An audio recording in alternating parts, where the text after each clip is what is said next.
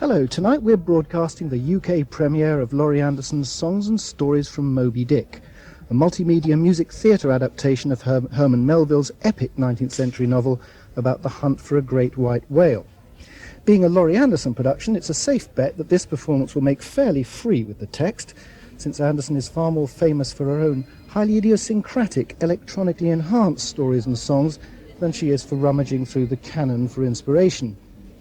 From her origins as a performance artist in New York in the 1970s, Anderson has plotted a singular course through the overlapping worlds of music, film, sculpture and theatre. Her main theme she once described as charting people's attempts to live in the electronic world, and this found its most popular expression so far in an 8-minute song called Oh Superman, featuring an answer phone message, which reached number 2 in the British pop chart in 1982. Releasing pop singles, however, has never been her chief interest. Laurie Anderson is best known for her multimedia stage work, which first attracted international attention in 1982, the year of her first and last chart smash. United States, Parts 1 to 4, was an 8-hour presentation of synthesized music, texts, projected images and films, which probed the question of individual identity in an America increasingly enthralled to the doctrine of technological progress. Her subsequent shows were less ambitious time-wise, but equally tricksy. Mr. Heartbreak, Natural History and Empty Places established Laurie Anderson in the 1980s as an uncategorizable original. Her most recent solo performance bore the typically enigmatic title, The Speed of Darkness, in 1996. Alongside her stage work, she's released 7 albums, a CD-ROM, and she's also put on several exhibitions of her visual installations. One thing she hasn't done in the past is adapt somebody else's work, and on a recent line to New York, her hometown, I asked Laurie Anderson what attracted her to Moby Dick. I just was astounded. It's an incredibly strange book. And so beautiful. I just completely fell in love with it, and I read it 5 more times in a row, and I got very obsessed with it. Given that it is such a big story, what were the elements in it that particularly appealed to you? Well, it's funny. It was the story that appealed the least. Like a lot of tragedies, you know what's going to happen from page 1. The ship's going to go down. So there's not a giant mystery about this, you know. And then he has a bunch of characters, and they all sort of cut up blubber and do various things. And there's a crazy captain who is very obsessed. So it's very much about, on one level, obsession. Actually, Melville wrote the book without the captain, first draft. It didn't have Captain Ahab with his old peg leg in it. And I like to imagine him bringing it to his editor and just thinking of, you know, this looks really nice, Herman, but, you know, it is just, you know, guys go out fishing and then they come back. Don't you think you need some other thing here? I don't know, kind of. So anyway, Ahab was sort of an afterthought. And written as a kind of American Lear, you know, a man who's in a rage. It's a little bit intangible what it is that he wants, but he wants something very, very, very, very badly. Okay, so there's that level of the story. Then there's another level in which it is Herman Melville and his own voice becoming a storyteller who uses hundreds of voices. So he begins the book with the 3 most deceptive words in the whole book, call me Ishmael. And for a few pages, he's going on as if he were Ishmael, and Ishmael's talking about, oh, you know, why would I go whaling? Let's see, I could go for this and that reason, or I could go as a captain, I could go as a first mate, or I could go as a cook. I love a broiled chicken, and, you know, we know that the Egyptians loved broiled chicken, too, because you could tell, because they have all these mummies of chickens and roasted river horses and their giant bakehouses, the pyramids. It sounds like you very much identified with this stream of consciousness that he goes in for. Yeah, I do. We are now on page 5, you know, I'm going, wait a second, this guy's out of his mind. What kind of story is this? The bakehouses or the pyramids? You know, and then that's just, for starters, so then he becomes all of these voices. He is suddenly in the middle of the book, and he's like a legal tort. You know, he's talking like a lawyer, making an argument for about what does possession mean to people? is it the law? What happens when, and always using the whale as a kind of example of things. And it becomes, at the end of the book, the intangible thing that everybody is looking for that they can't quite put their finger on. In other words, what does my life mean? What am I going for? What's this about? So it's a really big question, and he was daring enough to ask it. I gather that a lot of the performance is not actually directly taken from the book, but you have actually got some favourite passages in the book. Yeah, I do, and sometimes you actually read them as opposed to hear them, so that they're projected scrolling across screens or flashing sometimes. If you're listening to this show on a radio and you kind of might wonder what's happening during a minute or two here or there while you're hearing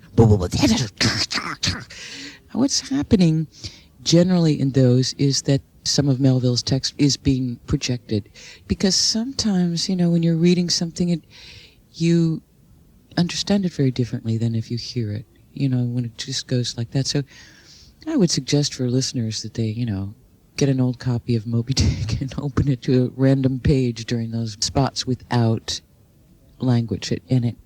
There are 3 of them. They're very short, but I wanted to give people the experience of that beautiful 19th century language just coming in through your eyes. So the first one is one of his long descriptions of things that are white. He has 3 chapters where he just lists white things. Now that sounds kind of dweeby, you know, I guess, but it's incredibly beautiful. You know, it goes, the white sharks of the tropics, the white bear of the poles, marble, ermine, pearls, the white mountains of New Hampshire, skies that never rain, a map that's blank. And white for him becomes, it's a lot of things. It's kind of beauty and terror and things that we don't know, and things that we guess at, and things that we think are pure, but sometimes we've made a big mistake and they're not. So a white shark for him is a complex creature that he writes about quite a bit. How have you structured your piece? I eventually took a lot of cues from really the way Melville worked structurally, which is very much in terms of lots of stories that are threaded together with questions. And the questions punctuate the story, and you never quite get why he's asking that question at that moment, but they begin slowly to sort of add up. This is not a, you know, typical narrative thing. This is not a play. This is not telling the story of the sailors. This is not even trying to, you know, do a blow-by-blow version of the book. This is my homage to him in terms of his style and in terms of his questions. Now a friend of mine, when I told him I was working on this project, I said, I'm, you know, working on this something about Moby Dick. And he said, Moby Dick, well, he got like way too excited, you know, and he said, I have something for you. And he brought this big box, and inside was a huge, heavy Bible that had belonged to Melville and that he'd gotten just 2 weeks before he began to write Moby Dick. And it was filled with pencil notes that he had written. And it was completely creepy to have it. I mean, just really wonderful. Now, many of these notes his wife had erased. Well, let's say they didn't really have one of those ideal relationships. Leave it at that. I don't know any more than that. Who knows why she did it, you know. Anyway, my friend who got the Bible at Sotheby's took it to the FBI, and he said, can you tell me what's been erased? And they said, well, you know, if it had been 30 years ago, maybe, but 150, no. So I'm looking through this Bible with my OED magnifying glass, you know, just squinting away for any hint of whale or Leviathan, you know, because the book was originally called Leviathan. Anyway, I found an amazing thing in Isaiah 27:1.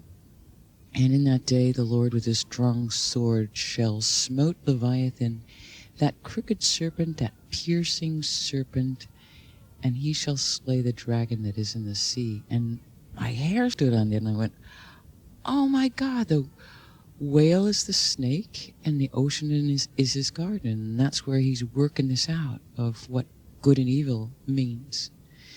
So it was haunting to have that book, to hold it and to think, wow, this is... Because Melville's readers they knew Shakespeare and they knew the Bible, and that's about it. And so when Melville wrote a lot of things, we miss them now. I mean, we miss his allusions. For example, he has a really scary, beautiful thing about consider the sharks of the sea with their diamond teeth. I mean, he's using them as this kind of image of evil. Now, for his readers, that immediately rhymes with the Sermon on the Mount. Consider the lilies of the field. How they grow, of course, and the point in that sermon is, don't worry so much, God will take care of you, is the point. Sure. How have you actually designed the show, give the look of the show, given its rather interior preoccupations? I tried to restrict myself with the visual images. Now, there's a lot of pictures in this, constant sort of images going by, projected on various surfaces. I mean, I work with computers all the time, and I am deathly sick of rectangles. I cannot bear them, and keyboards. So all the things that I've tried to make technologically in this show have as little to do with a rectangle as I can make them. Now, of course, there they are in theaters that are usually, black boxes. Look at them in a rectangle. But I've tried to get away from that. So what you see are big screens, a big flight of stairs with projection on it. So the projection sometimes, is water on these stairs. It looks really eerie. So it looks like water's running down the stairs. Another time it seems like they're on fire. Then other projection surfaces, a sphere that comes in, some big frames that are used in certain sections, a long beam that I suppose that's the closest to the deck of a ship, although there is zero attempt to make this look like a 19th century whaler. It's too pretentious to say the idea of a whaler, but it probably is kind of like that.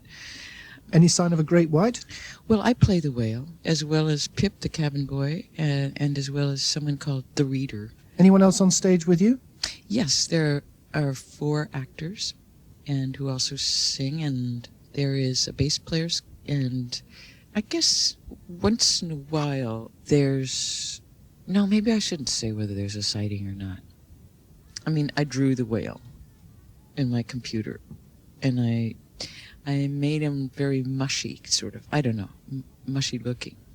So some people may not know that thing is supposed to be the whale, if you know what I'm saying. This kind of mushy thing that appears.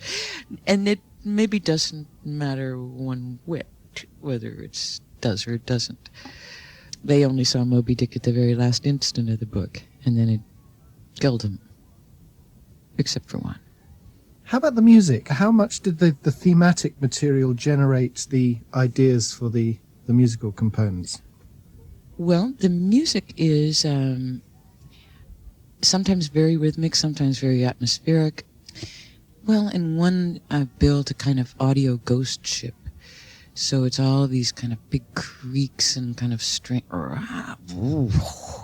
almost like an uninhabited old ghost ship. That was great fun to record lots of ropes and chains and stuff dropping. And I think it does give you the sense that you're out in the middle of nowhere on something that's not terribly reliable. Some of the sections are long-spoken things. I needed to have the music drop back. So you have a lot of kind of strange pulses. Some of them are made up of actual sperm whale clicking patterns as their basic tracks. Not that matters, but for those who know how to decode it, I guess they could check it out, what these whales are actually saying. There's a lot of violin in it. Not a lot, no, some violin. You obviously, Melville means a lot to you. Do you sit and think, what would he make of this, what would he make of that? And do you come up with any kind of interesting thoughts on that subject? I just did a funny project. I wrote the entry about New York City for the Encyclopedia Britannica. And so I had to do a lot of research on New York, obviously, and kind of looking around. But I found myself going around to a lot of Melville's haunts, and he became more and more alive because he lived like a couple blocks from where my studio is, and he worked at the Customs House just up the road. He's really kind of still around. So I would just kind of walk around where he was and learn which buildings were there at the time and which ones were no longer there. Now, I did this show in Philly, and after the show, a woman came up and she said, "My name's Anna Melville and I'm his great-great-granddaughter." And I froze. I was like, oh no. And she said in this very kind of conspiratorial voice, you know, Herman would have loved this show. And it was deadly creepy because I thought, what are we at his funeral? And how do you know? I mean, but I was so desperate for some approval that from beyond the grave or whatever, one of his descendants, that I just, do you think so, really, dear? It was really sad. I was just like begging for some kind of okay. But for me, that's haunting. Well, I'm sure we're all sorry that Herman Melville can't be with us in the Barbican tonight to enjoy this UK premiere of Laurie Anderson's Songs and Stories from Moby Dick. But another thing that Laurie talked about, which we found quite interesting, was the fact that the main instrument that she plays in this is something called a talking stick, which does need a bit of explanation. A talking stick, yeah. This is an instrument that I designed with a group called Interval Research in California. And it is a kind of digital turntable. It's about 2 meters long, and it has several buttons on it and a sort of slider. So there's sounds constantly looping inside, and you can access them. It's like a digital scratching. And it is wireless, so it talks to a big bank of computers that are off stage. And I made it because it's the first time I really wrote stuff for men, and I wanted to make something really physical and big, an instrument that they could really, sling around and use in a very... And also because it kind of looks like a harpoon and different sorts of things, a pool cue, and we use it in various ways, as well as a musical instrument. So it became a kind of physical language.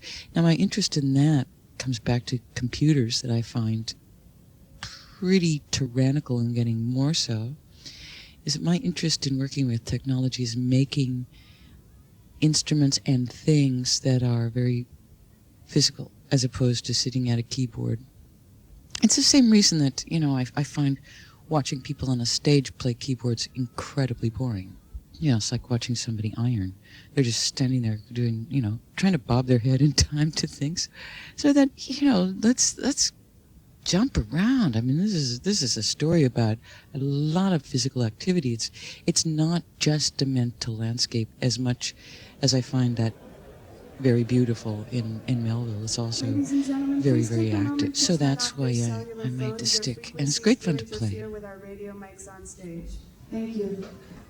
So that was Laurie Anderson live on the phone to New York, but now she is actually live in the Barbican for the UK premiere of Songs and Stories from Moby Dick.